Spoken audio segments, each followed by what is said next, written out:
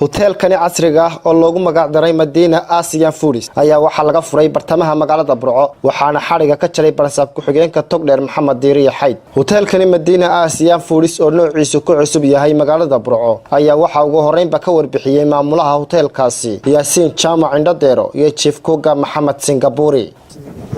waxaan halkan ka furaynaa qaybta cusub ee ay hirgelisay Daara Hotel qaybtaas oo la yiraahdo Medina Asian oo ka kooban cuntooyin kala nooca oo aan waxa weeye ugu talagalay macaamiishayada hoteelka waxa weeye gobolkaba dhammaan markii aan macaamiishayada ay naga codsatay in aan waxa weeye ay dalbadaan cuntooyin kala nooca ayaan waxa weeye u sameynay qaybtan cusub ee ugu magac daray Medina Asian.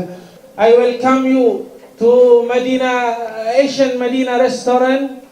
Ahlan marhaba. And I would like to say my thank you to our big boss, Mr. Maulid Dero. May Allah preserve him. And I also would like to say my thank you to Sheikh Dr. Hassan Ibn Sheikh Ali Warsama Hafizahullah Ta'ala. barsaab ku xigeenka Togdheer Maxamed Diiriye Xayd xogayaha dawladda hoose Cismaan Maxamed Sheekh Cismaan Nuur qaar kamid ah xildhibaanada golaha deegaanka Dr. Sheikh Ali Warsame iyo qaar kamid ah mas'uuliyiintii ka soo qayb gashay madasha furitaanka hoteelkani casriga ah ee Medina Asian Foods ayaa hambalyo iyo ducaba u diray mulkiilaha maalgashaday hoteelkani bilicda leh ee ku soo kordhay magaalada Burco.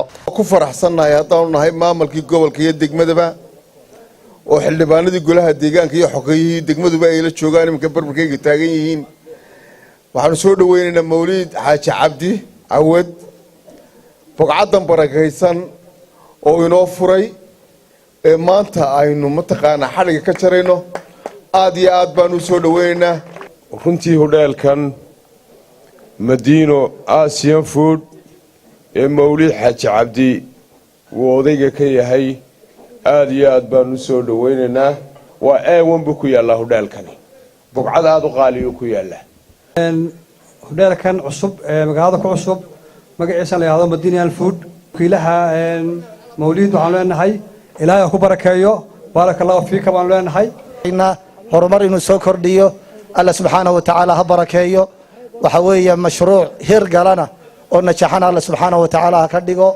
Habib Ciga Xasan Universal TV magaalada Burco.